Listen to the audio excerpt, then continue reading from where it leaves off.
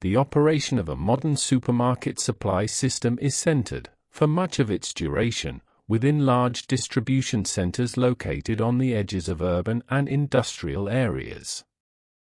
These facilities are designed primarily for continuity rather than speed, and for repetition rather than variation.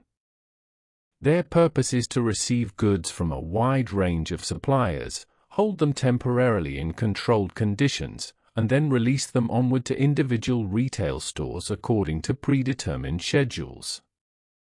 Activity within such centers proceeds continuously, but without urgency, governed by routines that change little from one day to the next.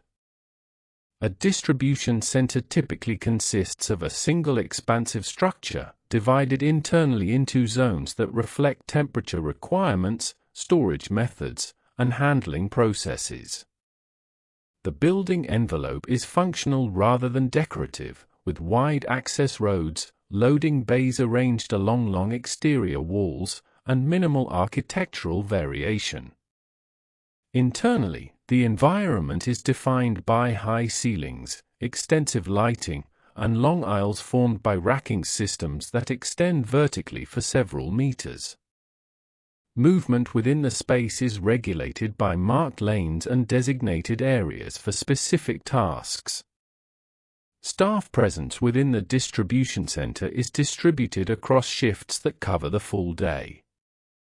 Activities continue overnight, during weekends, and on public holidays, with staffing levels adjusted according to expected throughput rather than calendar significance.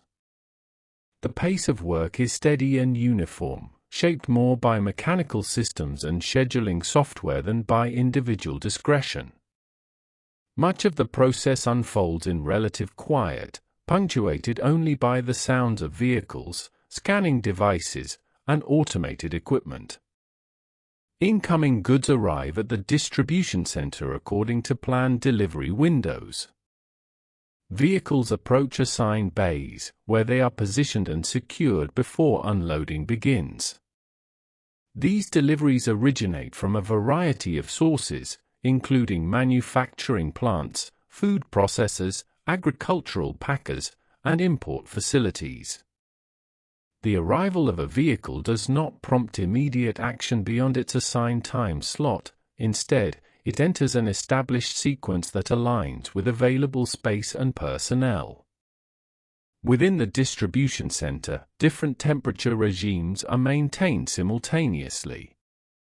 Ambient zones hold products that require no special climate control, while chilled and frozen sections are enclosed within insulated areas designed to maintain consistent temperatures. Transitions between these zones are controlled through airlocks and monitored access points, ensuring that products remain within specified conditions throughout their time in the facility. These environmental controls operate continuously, independent of the volume of goods passing through. The internal layout is designed to minimize unnecessary movement. Storage aisles are arranged to correspond with product categories and turnover rates. High-frequency items are positioned closer to outbound areas, while slower-moving stock is placed deeper within the facility. This arrangement is not static, but adjustments are made incrementally, based on observed patterns rather than abrupt changes. Reconfiguration occurs gradually, often outside peak handling periods. Material handling equipment plays a central role in the daily functioning of the distribution center. Forklift trucks, pallet movers, and automated guided vehicles transport goods between unloading bays, storage locations, and dispatch areas. Their routes are predefined, and their operation is governed by safety protocols that prioritize predictability over speed. Interactions between machines and personnel follow established conventions, reducing the need for verbal communication. Goods entering the facility are typically organized onto pallets or within standardized containers.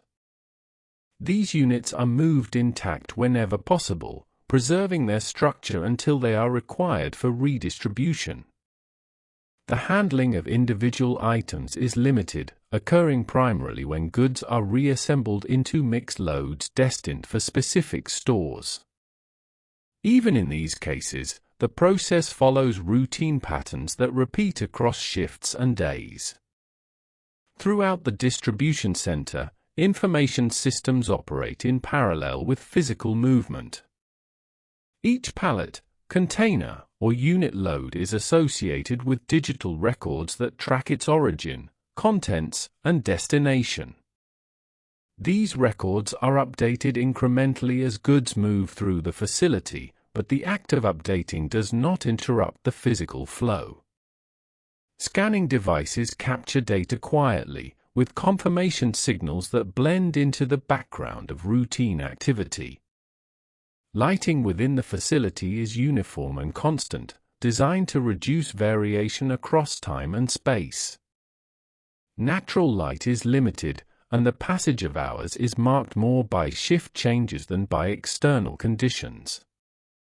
This contributes to an environment in which activity feels continuous rather than episodic.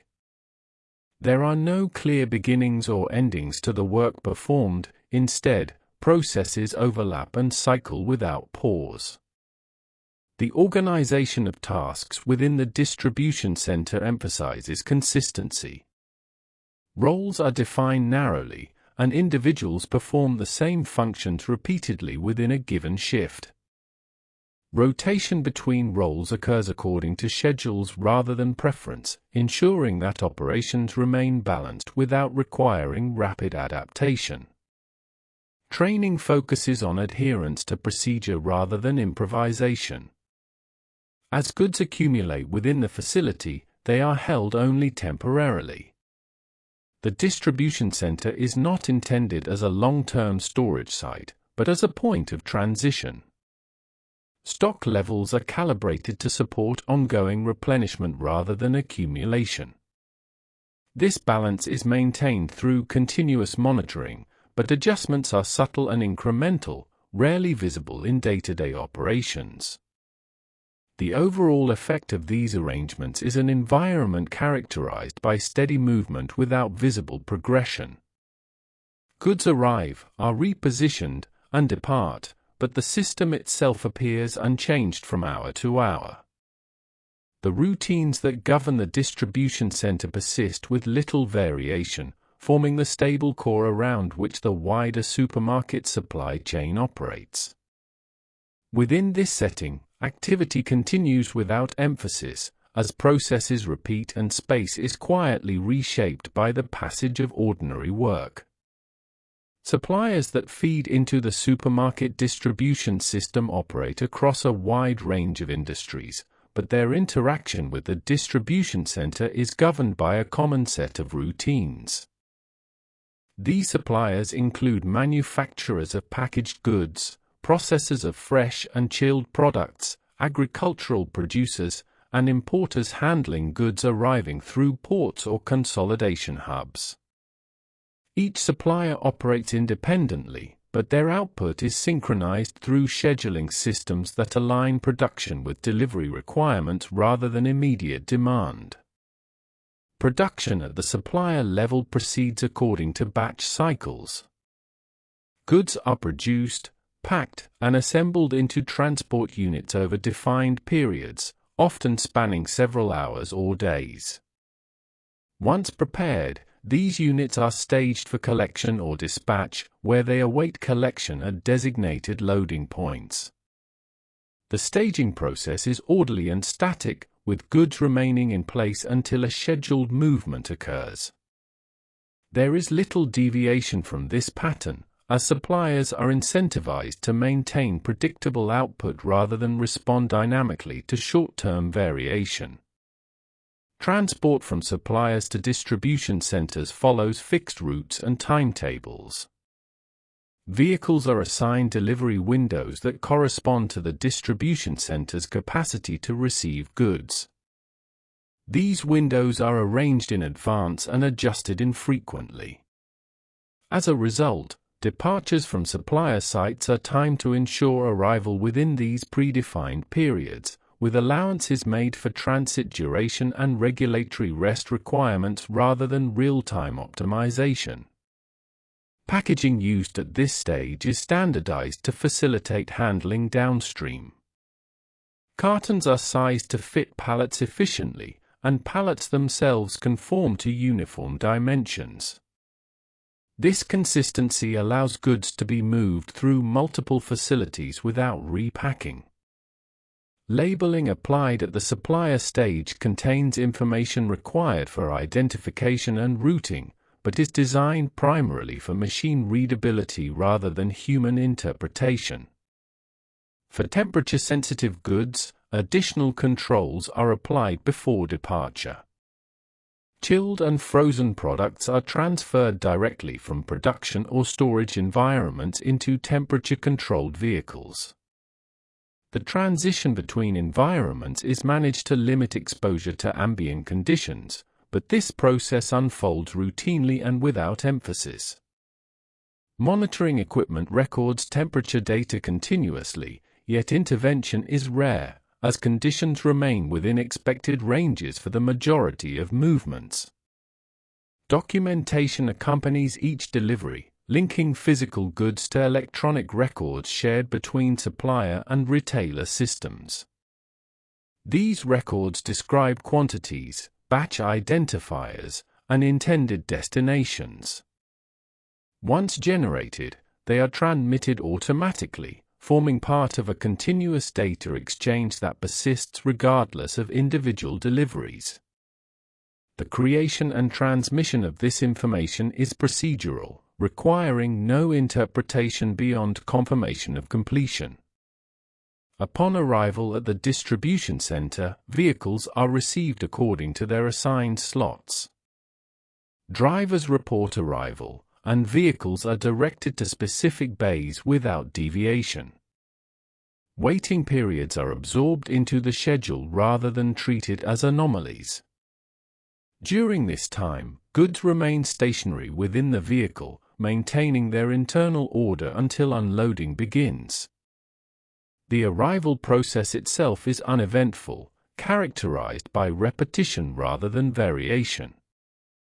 Goods supplied in large volumes may arrive in consolidated loads, containing multiple product lines destined for different stores. These loads are assembled at the supplier or at intermediate consolidation points, where goods from several sources are combined. Consolidation follows established templates that determine how items are grouped, prioritizing balance and stability over convenience. Once assembled, these loads remain intact until they reach the distribution center. The relationship between suppliers and distribution centers is maintained through ongoing review of delivery performance. Metrics such as punctuality, completeness, and condition are recorded, but these assessments are used primarily for long-term adjustment rather than immediate correction. Minor deviations are absorbed into the system without disruption, reflecting the expectation that variation will occur within acceptable limits. Seasonal factors influence supplier output, but their effects are moderated through planning rather than response. Anticipated increases or decreases in volume are incorporated into schedules weeks or months in advance. This forward planning reduces the need for reactive measures, allowing both suppliers and distribution centers to operate within stable parameters even as external conditions shift. For imported goods, additional stages precede arrival at the distribution center. Products pass through ports, customs facilities, and intermediate storage sites before entering the domestic distribution network. These stages add time but not complexity from the perspective of the distribution center, as goods are received in the same standardized form regardless of origin. The prior journey remains abstracted within the accompanying documentation. Throughout the supplier phase, communication is structured and minimal. Updates are exchanged through automated systems rather than direct conversation. Exceptions are logged and reviewed after the fact, rather than addressed in real time. This reduces the need for intervention and supports the broader aim of continuity. As goods depart supplier sites and move steadily toward distribution centers, they enter a flow that prioritizes alignment over speed. Each movement is one instance within a larger pattern that repeats daily. The individual characteristics of products or suppliers have little effect on the overall process, which continues without interruption as deliveries progress toward their next point of transition. When vehicles are positioned at the loading bays of the distribution center, the process of unloading begins in a controlled and methodical manner. The sequence is governed by established procedures that prioritize order and safety over pace. Before any goods are moved, vehicles are secured and access points are opened in accordance with standard checks. These preliminary actions are performed routinely and do not vary significantly between deliveries. Goods are removed from vehicles in the form in which they arrived, typically as palletized loads or containerized units. Handling equipment is selected according to the size, weight, and temperature requirements of the goods, but these choices are made automatically as part of routine allocation rather than through individual judgment. Pallets are lifted, stabilized, and transferred onto the internal floor space, where they are briefly staged before further movement. Staging areas adjacent to the unloading bays serve as temporary holding zones. Here, goods remain only long enough to be identified and assigned their next destination within the facility. The duration of this pause is short, but the process itself is unremarkable. There is no accumulation beyond what is required to maintain flow, and goods are not left unattended outside designated areas. Identification occurs through scanning of labels applied at the supplier stage. These scans link the physical units to existing digital records, confirming arrival and condition. The scanning process is uniform across product types and does not involve inspection beyond visible integrity. Confirmation signals are logged automatically, and discrepancies are noted without interrupting the overall sequence. Once identified, goods are directed toward their assigned storage or processing zones. This direction is communicated through internal systems that allocate space based on current capacity and planned outbound schedules. Movement instructions are generated continuously, reflecting the dynamic balance between inbound and outbound flows. Despite this underlying complexity, the visible activity remains consistent and predictable. Internal transport routes are designed to separate different streams of movement. Paths for inbound goods do not intersect unnecessarily with outbound preparation areas, reducing congestion and maintaining clarity of flow. Floor markings and signage guide both vehicles and personnel, reinforcing the routine nature of each movement. Deviations from these routes are rare and corrected immediately. In cases where goods require additional handling, such as reconfiguration into mixed pallets, this work is carried out in designated zones. These areas are equipped with flat surfaces and storage for packaging materials, allowing goods to be rearranged without disturbance to surrounding operations. The reconfiguration process follows predefined patterns, ensuring that resulting loads conform to stability and handling requirements. Temperature-controlled goods are transferred promptly into their respective environments. Chilled products move into refrigerated areas, while frozen items enter low-temperature storage without delay. The transition is managed to minimize exposure, but this is achieved through layout and procedure rather than speed. Doors open and close in measured cycles, maintaining environmental stability. Quality checks at this stage are limited in scope. Visible damage, missing units, or incorrect labeling are recorded, but the majority of goods pass through without incident. Detailed quality assessment occurs earlier in the supply chain or later at the store level, allowing the distribution center to focus on movement rather than evaluation. As unloading continues, empty vehicles are cleared from bays and released according to schedule. Turnaround times are monitored, but delays are absorbed within planned buffers. The departure of a vehicle does not signal completion of a task, but merely the transition to the next delivery in an ongoing sequence. Throughout this process, personnel interactions are minimal and functional. Communication consists largely of acknowledgements and confirmations, often mediated through handheld devices. Verbal exchanges are brief and specific, contributing to an atmosphere of quiet coordination rather than active collaboration. The physical handling of goods during unloading and initial movement is repetitive by design. Each action mirrors countless others performed before and after it. The sameness of these actions supports consistency and reduces the likelihood of error. Over time, the sequence becomes familiar to those involved, blending into the background of daily operations. As goods disperse from the unloading area into the broader facility, they merge with existing flows moving toward storage or dispatch. The staging zones return to their neutral state, ready to receive the next delivery. This cycle repeats throughout the day and night, with little distinction between individual deliveries beyond their scheduled times and assigned destinations. Beyond the initial movement from unloading bays, goods enter storage areas that are organized according to a combination of physical characteristics and anticipated turnover.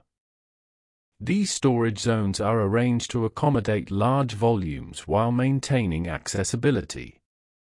Racking systems extend upward in uniform rows, creating vertical capacity that allows the facility to hold many days' worth of stock without expanding its footprint. The arrangement of these racks reflects planning decisions made long before any individual item arrives. Ambient storage occupies the largest proportion of space within the distribution center. Here, goods that do not require temperature control are placed onto pallets and assigned specific locations identified by coordinates rather than descriptive labels. These locations are selected automatically, based on availability and expected movement frequency. Once placed, pallets remain stationary until they are retrieved for outbound processing, and there is no expectation of adjustment during this period. Chilled storage areas are separated from ambient zones by insulated partitions. Entry and exit points are limited, and access is controlled to maintain stable conditions. Within these areas, shelving and racking mirror the layout of ambient storage but are constructed with materials suitable for low temperatures. Lighting levels are consistent, and activity is subdued, reflecting the reduced need for frequent movement. Frozen storage occupies a more restricted portion of the facility, characterized by lower temperatures and reduced human presence. Goods stored here are moved in larger batches to minimize repeated exposure. Handling equipment used in these zones is adapted to operate reliably under cold conditions, and movement follows slower, deliberate patterns. The environment itself discourages lingering, reinforcing efficiency through design rather than instruction. Assignment of goods to storage locations is guided by inventory management systems that balance space utilization with retrieval efficiency. Items expected to move quickly are placed closer to outbound areas, while slower-moving stock is positioned deeper within the racking. These decisions are recalibrated periodically, but changes are gradual and rarely perceptible during routine operations. Each storage location is associated with digital records that note the contents, quantity, and date of placement. These records are updated automatically when goods are deposited, requiring only a brief confirmation scan. Once recorded, the system maintains awareness of stock distribution without further input, allowing physical storage to remain undisturbed until retrieval is required. Movement within storage zones is infrequent compared to unloading or dispatch areas. Forklift activity follows predictable routes, and the spacing between aisles allows vehicles to pass without interruption. There is little need for coordination beyond adherence to established paths. As a result, these areas often appear static, even though they hold large volumes of goods awaiting future movement. Periodic checks are conducted to ensure that storage conditions remain within acceptable ranges. Temperature sensors, humidity monitors, and structural inspections operate continuously, generating data that is reviewed passively. Alerts are rare, and when they occur, responses follow predefined procedures without urgency. Most adjustments involve minor recalibration rather than physical intervention. Goods remain in storage for varying durations, depending on demand patterns and replenishment schedules. Some items pass through the facility within hours, while others remain for several days. Regardless of duration, the handling process does not change. Time spent in storage is simply an interval within a longer sequence, marked by inactivity rather than action. As outbound requirements approach, goods are retrieved from storage according to pick lists generated by central systems. These lists specify locations and quantities, directing handling equipment to the correct positions. Retrieval occurs steadily, without clustering or rush, as outbound schedules are designed to distribute work evenly across shifts. Once removed from storage, goods transition into preparation areas where they are assembled for dispatch. The storage locations they vacate return immediately to availability, ready to receive new arrivals. This turnover maintains equilibrium within the facility, ensuring that capacity remains aligned with ongoing supply. The storage phase, though largely invisible, forms a stable buffer within the supermarket supply chain. It absorbs variation in delivery timing and store demand, smoothing fluctuations without drawing attention to itself. Within these racks and temperature-controlled zones, goods remain quietly positioned, awaiting the moment when they are called back into motion as part of a continuous cycle of distribution. As goods are withdrawn from storage, they move into areas dedicated to preparation for outbound distribution. These areas are arranged to support the assembly of store-specific loads, combining products from multiple storage zones into single consignments. The process is structured to maintain balance rather than speed, with work distributed evenly across available space and time. Outbound preparation begins with the generation of dispatch instructions. These instructions specify the quantities and types of goods required for each destination, based on inventory levels and replenishment schedules. They are produced automatically and updated continuously, reflecting ongoing changes without drawing attention to individual adjustments. Once issued, they guide movement without further interpretation. Goods are collected from storage locations in accordance with these instructions. Handling equipment retrieves pallets or cases and transports them to preparation zones, where they are staged briefly before assembly. The staging process is orderly and temporary, with goods remaining visible and accessible only until they are incorporated into outbound loads. Assembly of mixed loads follows standardized patterns that prioritize stability and uniformity. Heavier items are positioned to support lighter ones, and similar products are grouped to simplify handling at the destination. These arrangements are repeated consistently, allowing personnel to work without deliberation. Variation is minimal, and deviations are corrected quietly. During assembly, goods are transferred into containers or onto pallets designated for specific stores. Each container or pallet is labeled with its destination and sequence information, linking it to the wider delivery schedule. Labels are applied mechanically, and verification occurs through brief scans rather than inspection. Once confirmed, the load is considered complete. Temperature-controlled goods are handled within their respective environments for as long as possible. Chilled and frozen items are assembled in dedicated areas that maintain required conditions until dispatch. Transfers between zones are planned to minimize exposure, but the process unfolds without urgency, relying on spatial arrangement rather than haste. Completed loads are moved to outbound staging areas adjacent to loading bays.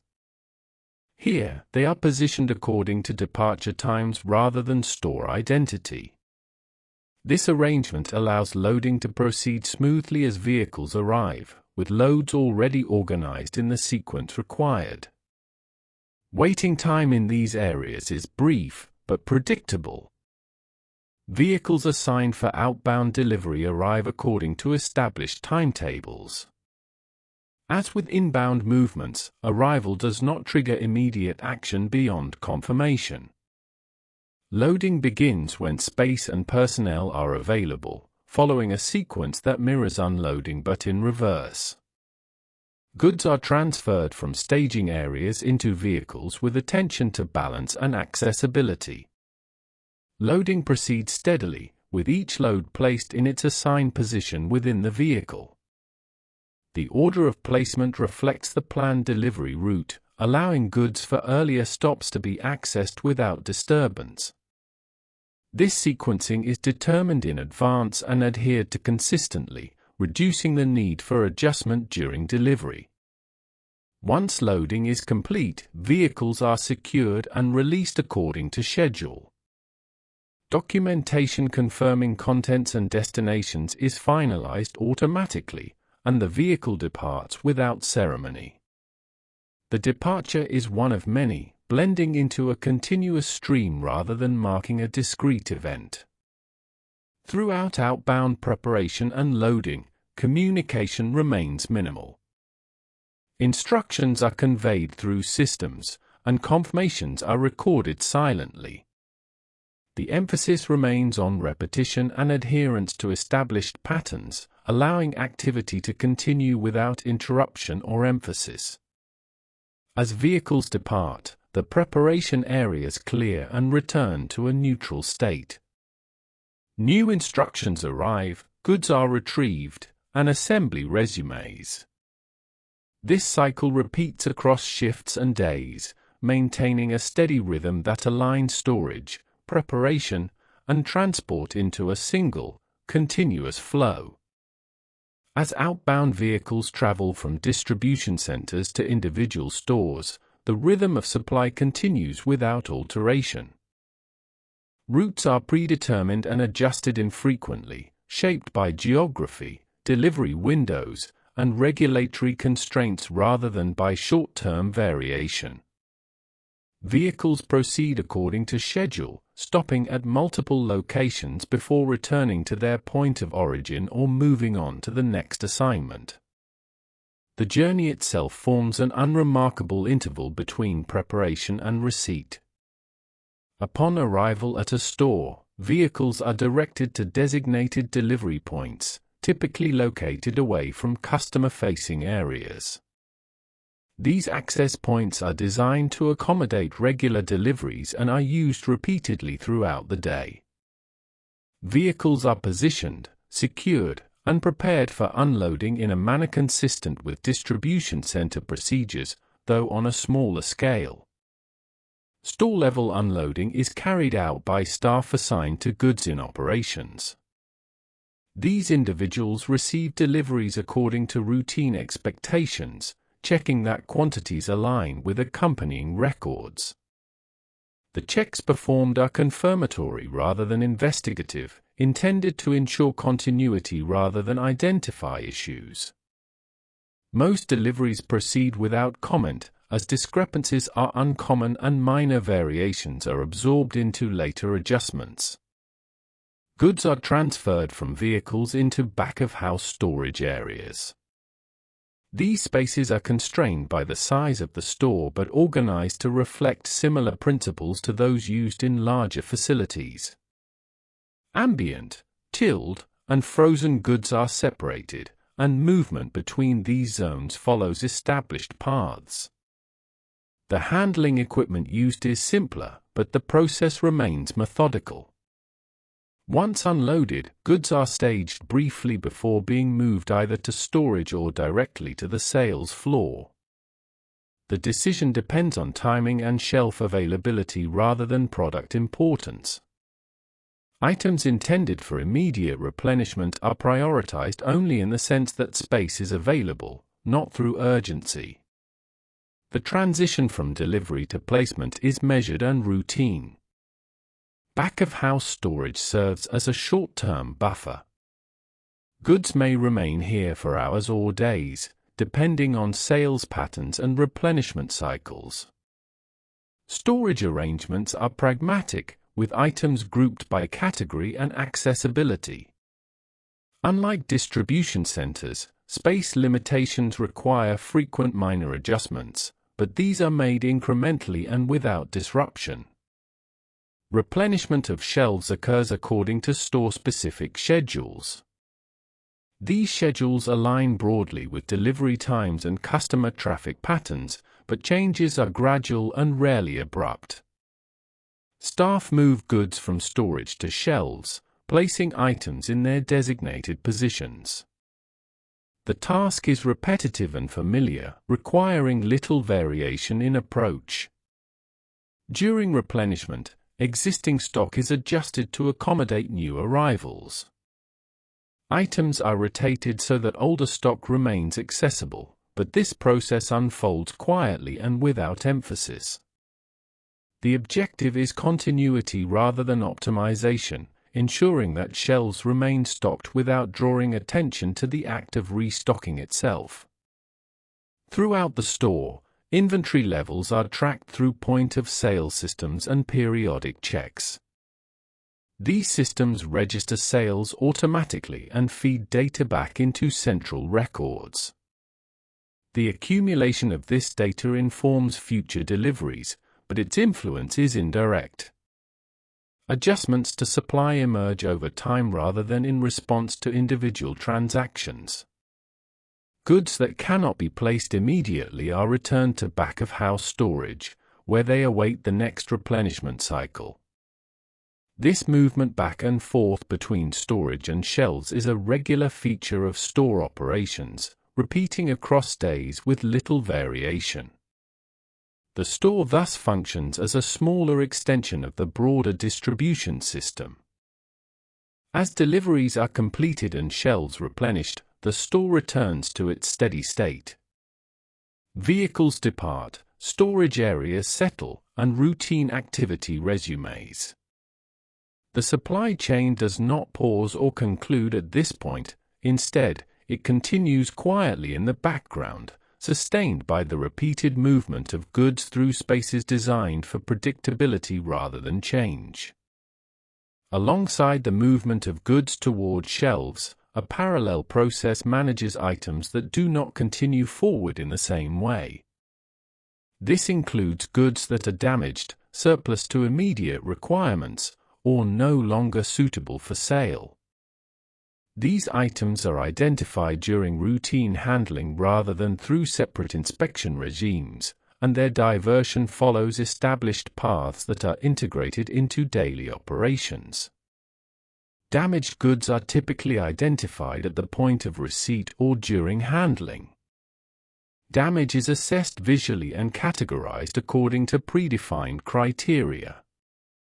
Items that fail to meet these criteria are set aside without delay, placed in designated containers that separate them from saleable stock. This separation is procedural and unemotional, reflecting the expectation that a small proportion of goods will not proceed as intended. Surplus stock arises when delivery volumes exceed immediate shelf or storage capacity. Rather than triggering corrective action, surplus is absorbed into back-of-house storage or earmarked for later redistribution. The presence of surplus is treated as a normal fluctuation within the system, managed through routine reallocation rather than intervention. Goods approaching the end of their usable period are identified through regular checks aligned with stock rotation practices. These checks occur as part of everyday shelf maintenance and back-of-house organization. Items that no longer meet sale criteria are removed quietly and transferred to holding areas designated for returns or disposal. The process is repetitive and predictable, requiring no deliberation beyond confirmation. Returned goods are handled according to their category and condition. Some items are eligible for return to suppliers or redistribution through secondary channels, while others are designated for disposal. Decisions are guided by contractual arrangements and regulatory requirements, but the execution remains routine. Items are logged, grouped, and prepared for collection or onward movement without emphasis. Collection of returned or surplus goods follows schedules similar to those used for deliveries.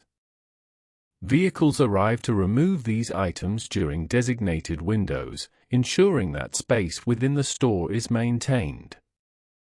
Loading procedures mirror those used for inbound deliveries, though on a smaller scale. Once removed, these goods exit the store's immediate environment and re-enter broader supply or disposal systems. Waste handling within the store is similarly structured. Packaging materials, unsaleable goods, and byproducts of daily operations are sorted into predefined streams. These streams are managed through containers positioned in accessible but unobtrusive locations. Removal occurs regularly, preventing accumulation and maintaining the appearance of continuity. The movement of returned and waste goods does not interrupt the primary flow of supply. These processes operate in parallel, occupying peripheral spaces and times. Their integration ensures that the overall system remains balanced, with inputs and outputs aligned across multiple channels. At a broader level, data associated with returns and waste is collected and reviewed periodically. This information contributes to long-term planning rather than immediate adjustment. Patterns are identified over time, informing changes to packaging, ordering, or handling practices. These changes are implemented gradually, preserving stability. The repetition of these secondary processes contributes to the steady rhythm of store operations. Each removal or return is one instance within a larger pattern that persists across days and weeks. There is no sense of finality in these actions. They are part of an ongoing cycle that supports continuity rather than resolution. As these parallel movements continue, the store maintains equilibrium. Saleable goods move forward, surplus and unsaleable items move aside, and waste exits quietly. The distinction between these streams is clear, but their coexistence is unremarkable. Together, they form the background mechanisms that allow the supply chain to function without interruption. Across time, these routines repeat with little variation. Deliveries arrive, goods are placed, items are removed, and space is cleared. The absence of emphasis or conclusion reinforces the sense that the system operates continuously, with each action leading seamlessly into the next as the cycle of supply, handling, and redistribution proceeds. Running alongside the physical movement of goods is a layer of record-keeping that remains largely invisible to those handling items directly. Inventory systems operate continuously, maintaining a representation of stock that mirrors the distribution and store environment without requiring constant verification. These systems are designed to tolerate minor discrepancies, absorbing them into longer-term adjustments rather than demanding immediate correction. Each unit of stock is associated with an identifier that persists throughout its passage through the supply chain. This identifier links the physical item to quantities, locations, and status within digital records. Updates occur automatically as goods are scanned during receipt, storage, assembly, and dispatch. The act of scanning is brief and unremarkable, yet it sustains the broader awareness of stock position across multiple sites. Inventory records are not intended to reflect a perfect snapshot at any given moment. Instead, they provide a stable approximation that supports planning and replenishment. Minor differences between recorded and physical stock are expected and reconciled over time through routine checks. These checks are scheduled and procedural, forming part of the background maintenance of the system rather than a response to specific events. Stock levels within stores are influenced primarily by sales data captured at the point of transaction. Each sale reduces the recorded quantity of an item, contributing incrementally to a pattern that informs future deliveries. Individual transactions have little significance on their own, their cumulative effect emerges gradually, shaping replenishment cycles without immediate visibility.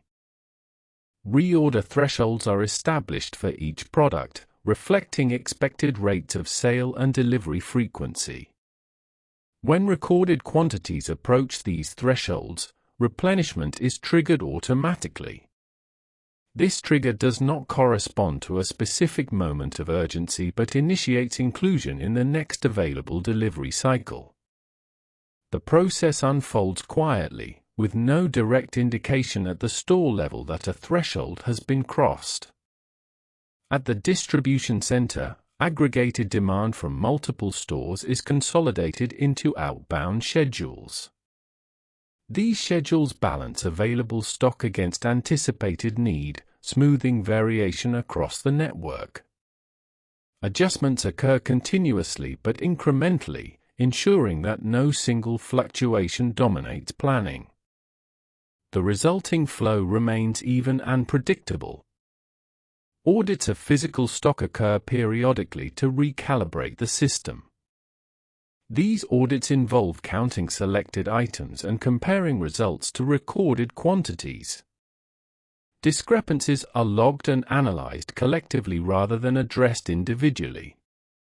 Corrections are applied to records, and any procedural adjustments are implemented gradually, preserving continuity. The timing of audits is determined by category and turnover rather than by concern. High-volume items may be checked more frequently, while slower-moving stock is reviewed at longer intervals. This differentiation allows resources to be allocated without drawing attention to any particular product or location. The process is repetitive and methodical. Data generated by inventory systems is reviewed primarily at aggregate levels. Trends across days, weeks, or months inform planning decisions that shape future operations. These reviews are scheduled and routine, forming part of regular administrative cycles. Findings are translated into adjustments to ordering patterns, storage allocation, or delivery frequency, but these changes are phased in slowly. Seasonal variation is incorporated into inventory planning through long-range forecasts. Anticipated changes in demand are reflected in revised thresholds and delivery schedules well in advance. As a result, seasonal shifts are experienced as gradual transitions rather than abrupt changes. The system absorbs these variations without altering its visible rhythm. Communication between stores, distribution centers, and central planning functions is mediated almost entirely through shared data. Direct requests or interventions are rare, as the system is designed to function autonomously within defined parameters. When communication does occur, it follows established channels and formats, reinforcing predictability. Inventory systems also account for goods moving in reverse, such as returns and waste. These movements are just recorded quantities and inform longer-term assessments of performance. As with other data, individual instances carry little weight. Their significance emerges only when considered as part of a larger pattern.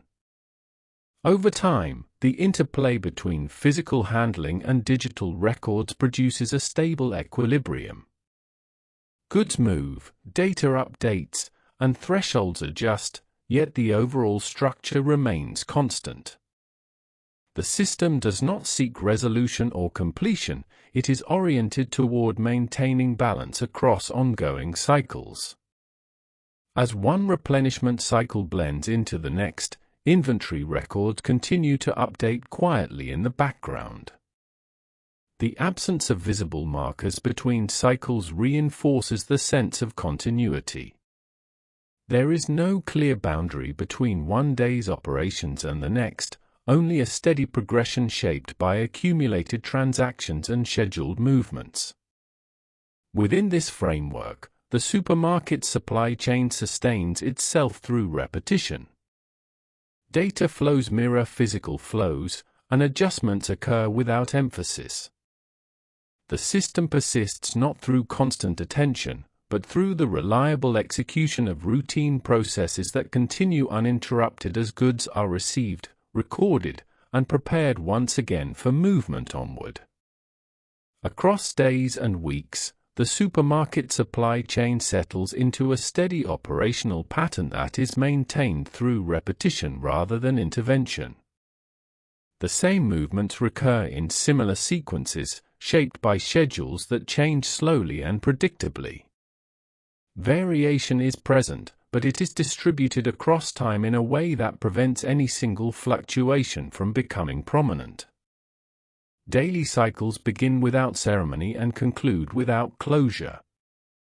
Deliveries arrive, goods are handled, shelves are replenished, and records are updated, but there is no distinct starting point that marks the beginning of activity.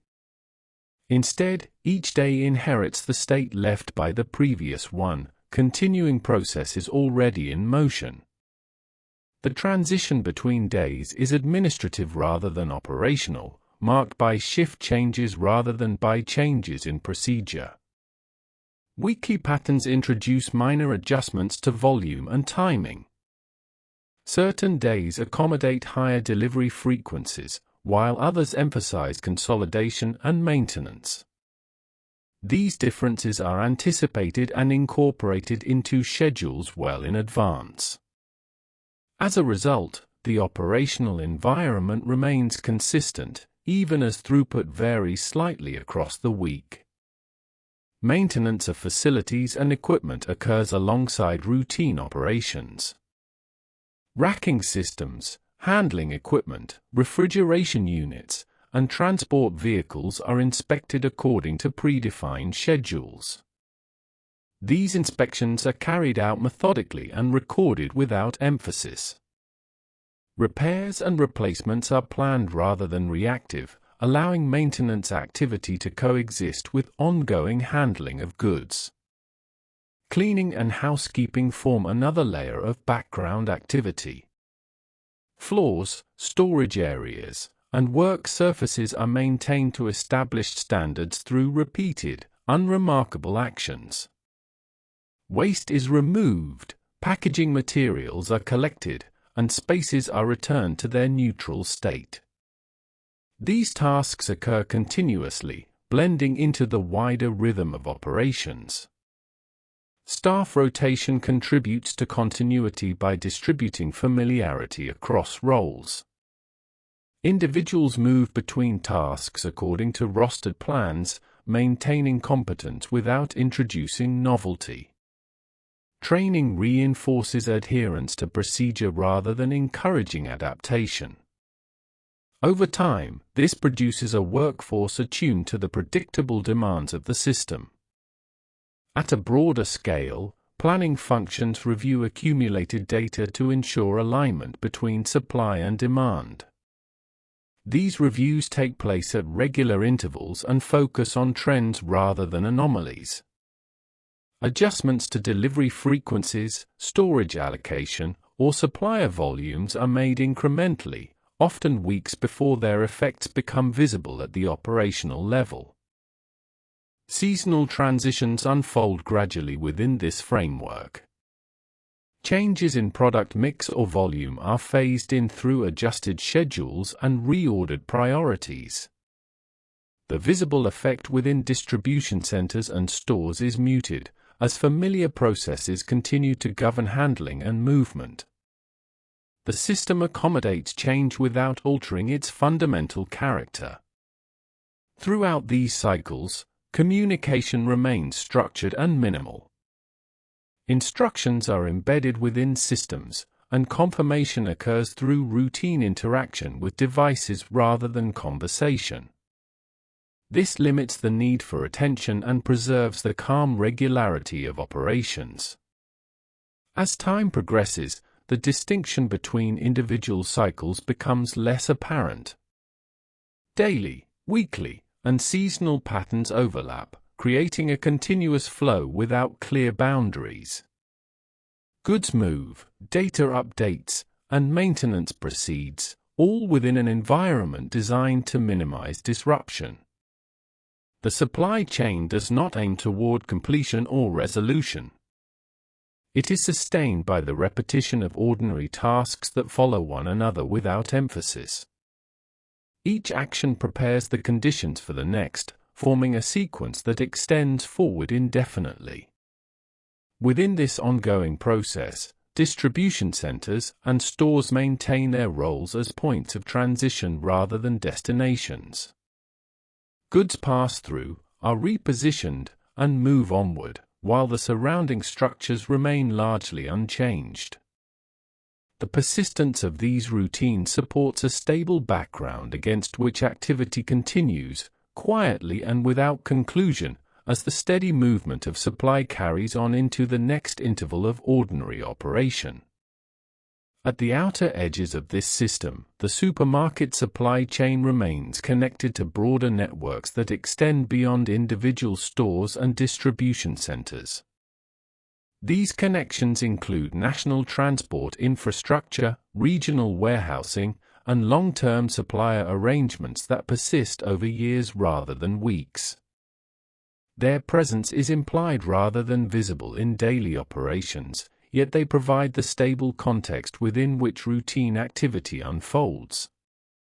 Transport schedules align with regulatory requirements governing driving hours, vehicle maintenance, and route planning. These constraints are incorporated into planning systems automatically, shaping delivery patterns without drawing attention to themselves. Vehicles enter and exit service according to maintenance intervals, and replacements are introduced gradually, ensuring continuity of movement without abrupt change. Distribution centers periodically adjust capacity through incremental modification rather than expansion. Storage layouts are refined, workflows are simplified, and equipment is updated in place. These adjustments occur alongside ongoing operations, often during low activity periods, allowing the system to evolve without interrupting its visible rhythm.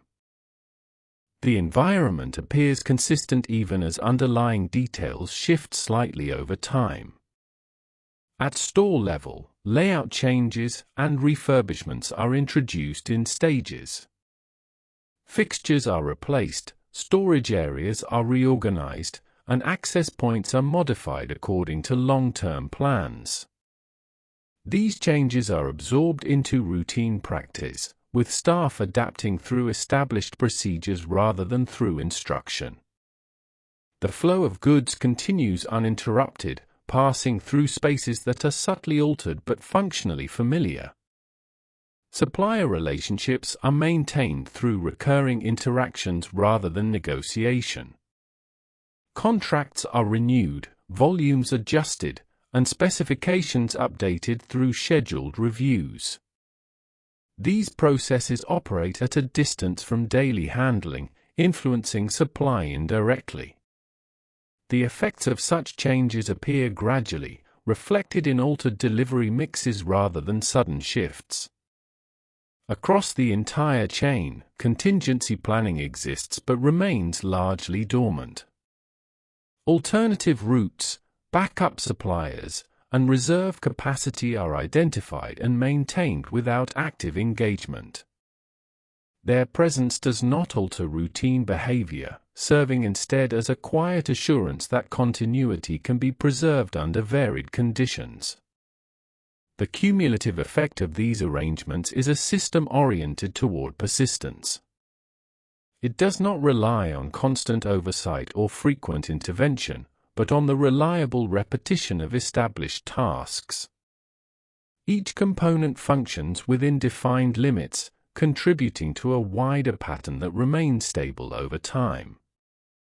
As goods continue to move through this network, the distinctions between individual stages blur. Supplier output, distribution handling, store replenishment, and inventory adjustment merge into a single, extended process. No single point asserts priority, each transition is treated as equivalent to the next. The supply chain thus operates as an ongoing background mechanism. Its activity is continuous but understated, marked by routine rather than variation. Goods arrive, are repositioned, and depart, while records update quietly and schedules advance incrementally. There is no terminal point at which the process concludes. Instead, it sustains itself through the accumulation of ordinary actions repeated across days and locations. As one set of goods moves onward, another takes its place, and the system remains in motion without drawing attention to its operation. Within this steady progression, the supermarket supply chain fulfills its role not through visible achievement, but through absence of disruption.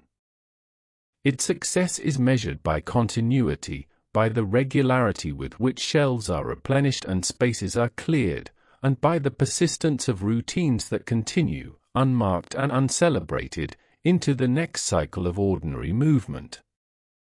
Within this extended pattern of movement and repetition, the supermarket supply chain continues to operate without reference to individual outcomes. Goods are not tracked for their significance, only for their position within the system. The focus remains on alignment rather than completion, ensuring that each part of the process remains compatible with the next. Planning functions maintain an overview that spans months rather than days. Forecasts are revised, delivery frequencies adjusted, and capacity allowances recalibrated, but these changes are introduced gradually. The intention is not to optimize in real time, but to preserve stability across longer intervals. As a result, operational staff experience little disruption, even as parameters shift quietly in the background. Information flows between suppliers, distribution centers, and stores remain continuous. Data exchanges occur automatically, updating records and schedules without requiring acknowledgement. The volume of information is large, but its handling is passive. Systems receive, process, and store data as part of their normal operation, and only aggregated results are reviewed at intervals. Within distribution centers, the physical environment retains its familiar form. Aisles remain aligned, storage zones remain defined, and movement follows established routes. Equipment is replaced or upgraded incrementally, often without altering the way tasks are performed. New machinery adopts the same conventions as the old, preserving continuity of practice. At store level, daily routines proceed with similar regularity. Deliveries arrive, goods are moved, shelves are replenished, and space is cleared. These actions repeat with minimal variation, shaped by schedules that adjust slowly over time. The presence of customers does not alter the underlying supply processes, which continue independently of activity on the sales floor. Staff engagement with the system remains focused on execution rather than interpretation. Tasks are completed according to procedure, with little need for reflection or adjustment. Familiarity with routines allows work to proceed without deliberation, reinforcing the predictability of outcomes. As goods pass through the final stages of handling and placement, they enter a phase that lies beyond the immediate scope of the supply chain.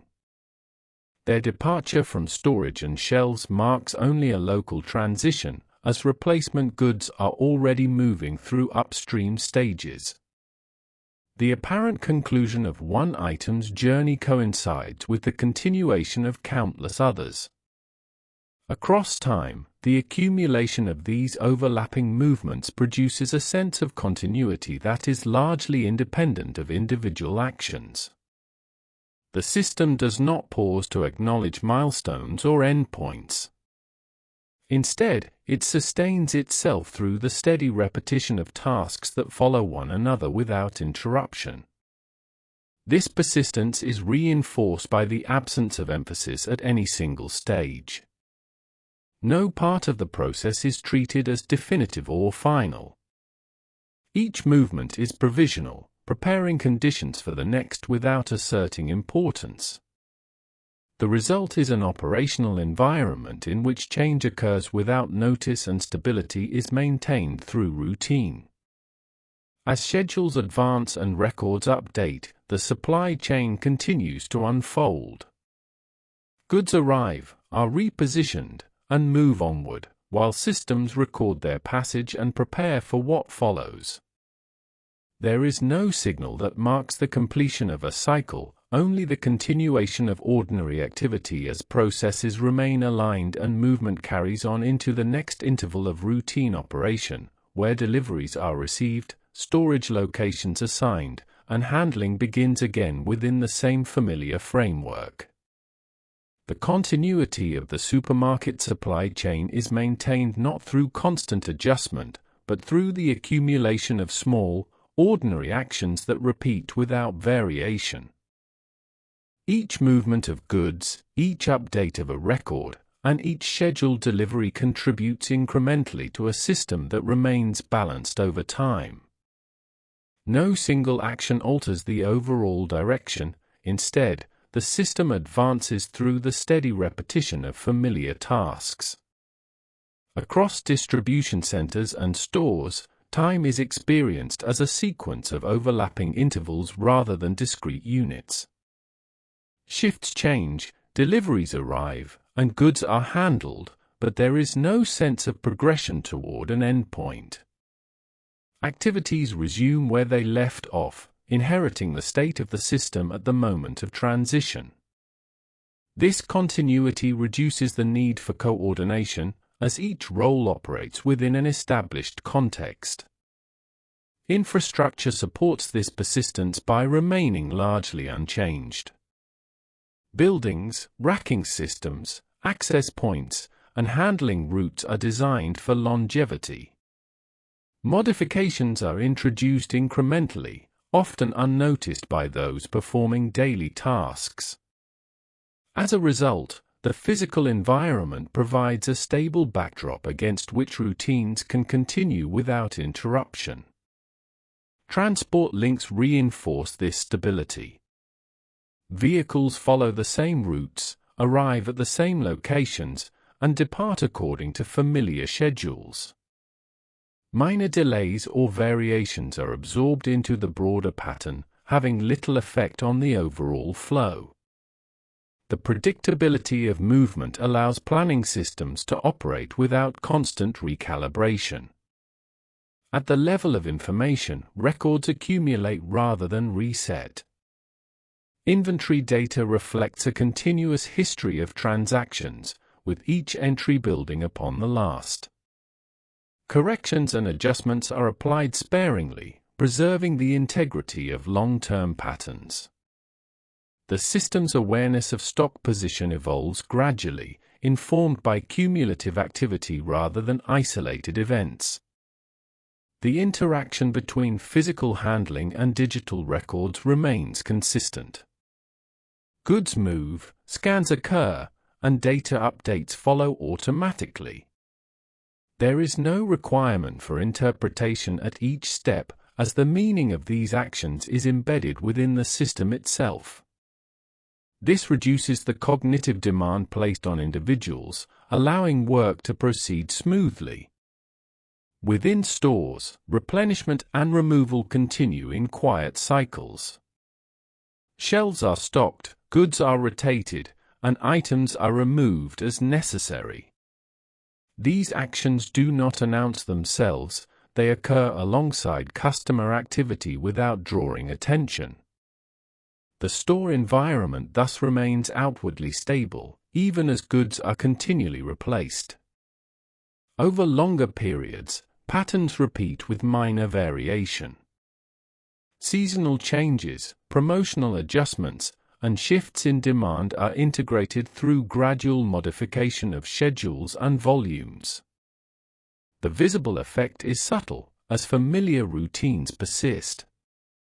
The system adapts without disrupting its own rhythm. As goods complete their passage through the visible stages of the supply chain, their replacement is already underway. New items arrive, are stored, and prepared for movement, maintaining continuity. The departure of one set of goods coincides with the arrival of another, ensuring that the system remains in motion without pause. There is no concluding stage at which the process resolves. Instead, the supermarket supply chain sustains itself through ongoing repetition. Each action supports the next, forming a sequence that extends forward indefinitely. The absence of emphasis or finality reinforces the sense that the system exists not to reach an end, but to continue. Within this framework, ordinary operations persist quietly. Deliveries are received, goods are handled, records are updated, and schedules advance. The supply chain remains active without calling attention to its activity, functioning as a stable background mechanism that continues uninterrupted as familiar routines carry on into the next interval of ordinary work. Beyond the visible routines of handling and movement, the supermarket supply chain is sustained by a set of standardized assumptions that remain largely unchanged over time. These assumptions concern expected volumes, predictable behavior, and the regular availability of resources. They allow planning and execution to proceed without constant verification, supporting a mode of operation that is steady rather than responsive. Forecasting models operate continuously, drawing on historical data to project future requirements. These projections are revised at intervals, but revisions tend to be incremental. Sudden shifts are smoothed across longer periods, reducing their immediate impact on operational practice. The result is a system that anticipates variation without reacting sharply to it. Supplier production schedules align with these expectations. Manufacturing output is planned to meet aggregated demand rather than individual orders. Goods are produced in consistent quantities and delivered according to standing arrangements. This regularity simplifies coordination, as each party operates within a shared understanding of timing and volume. Within distribution centers, capacity planning reflects these long-term expectations. Storage areas are allocated according to typical throughput rather than peak demand. Temporary increases are accommodated through short-term adjustments, such as extended operating hours or additional transport, rather than permanent reconfiguration. This approach preserves the overall structure of the facility. Labor planning follows similar principles. Staffing levels are set to meet average requirements, with flexibility introduced through shift patterns and overtime rather than expansion. Training emphasizes familiarity with routine tasks, ensuring that personnel can move between roles without disruption. Over time, this produces a workforce adapted to repetition rather than novelty. At store level, shelf layouts and back-of-house arrangements are designed for consistency. Product categories remain in fixed locations, and replenishment routes follow established paths. Changes are introduced gradually, allowing routines to persist even as details evolve. The physical environment thus reinforces the predictability of daily work. Regulatory compliance operates in the background, shaping processes without altering their outward form. Food safety standards, transport regulations, and employment requirements are incorporated into procedures that are followed automatically. Compliance checks are scheduled and routine, contributing to stability rather than interruption. Information systems underpinning these operations are maintained with similar restraint. Updates and upgrades are implemented in stages, often outside peak operating periods.